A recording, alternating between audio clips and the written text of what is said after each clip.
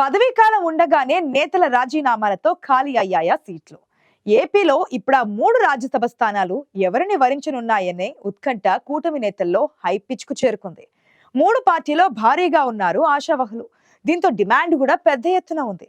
అయితే కూటమి విధేయులకే అగ్రతాంబూలం ఉంటుందనే సంకేతాలు ఇస్తున్నారు ప్రభుత్వ పెద్దలు.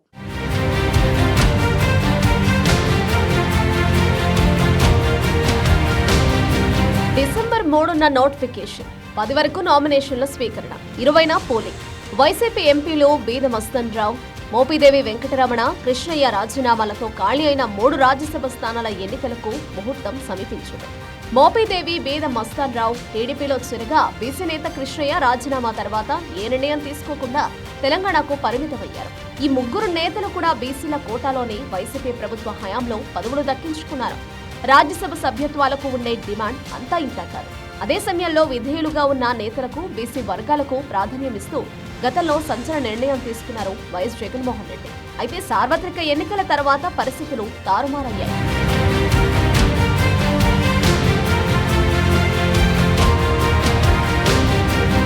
అసెంబ్లీలో ఎమ్మెల్యేల సంఖ్యాబలాన్ని బట్టి 3 రాజ్యసభ స్థానాలను కూటమి గెలుచుకోనుంది.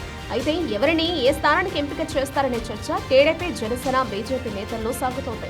రాజీనామా చేసిన నేతలు 3 బీసీలే కావడంతో మళ్లీ అదే సామాజిక వర్గానికి పదవులు దక్కవచ్చని బీసీ నేతలు ఆశతో చూస్తున్నారు. అయితే గత ఎన్నికల్లో సీట్లు త్యాగం చేసిన సీనియర్లు అధినాయకత్వం తమను పరిగణలోకి తీసుకునే అవకాశం ఉందని ఎదురు చూస్తున్నారు. రాజీనామా చేసిన వారిలో బీద మస్తాన్ రావు, మోపిదేవి వెంకటరమణల్లో ఒకరిని మళ్లీ ఎంపిక చేసే అవకాశం ఉందని, మరో స్థానం టీడీపీ పోలిట్ బ్యూరో సభ్యుడు యనమల రామకృష్ణుడిని ఖచ్చితంగా వరించవచ్చని విశ్లేషకులు అంచనా వేస్తున్నారు.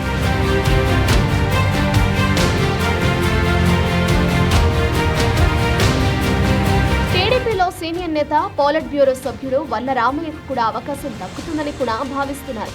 అటు బీసీలు, ఇటు ఎస్సీ వర్గాలకే సీట్లు ఇచ్చినట్లవుతుందని అధినేత భావిస్తున్నారని టీడీపీ నేతలు చర్చించుకుంటున్నారు. దీంతో పాటు ఎన్నికల ముందు బేషరతుగా పార్టీలో చేరిన వంగవీటి రాధాకృష్ణ కూడా రేసులో ఉన్నారనే చర్చ జరుగుతోంది. ఇదే సమయంలో టీడీపీ నుంచి గల్లా జయదేవ్, కంభంపాటి రామ్మోహన్ పేర్లు కూడా పరిశీలనలో ఉన్నాయి.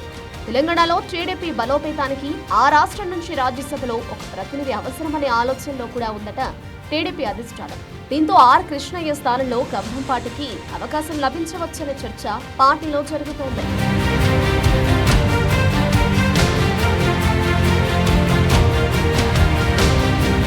పొత్తుల్లో భాగంగా ఒక సీటు జనసేన నుంచి పవన్ కళ్యాణ్ సోదరుడు నాగబాబుకి ఖాయమని జన సైనికులు కూడా పెద్ద ఎత్తున ప్రచారం చేసుకుంటున్నారు.